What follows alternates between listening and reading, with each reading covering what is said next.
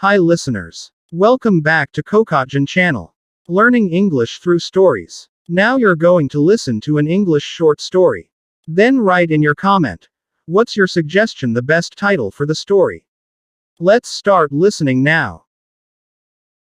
72. Mrs. Black was old and rich. She lived in a splendid house and owned a lot of valuable things.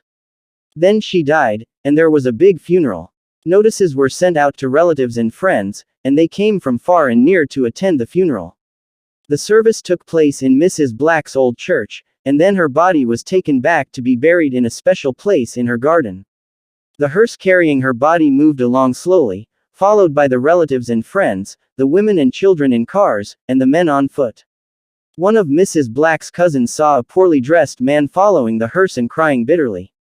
The cousin said to him kindly, "Were you a relative of the dead woman too?" "No," the man answered. "Then why are you crying?" the dead woman's relative asked. "That's exactly why I'm crying," the poorly dressed man answered. Find out the best title for the story. If you find it useful for you, please subscribe, give comment, and share this link to others. Thank you.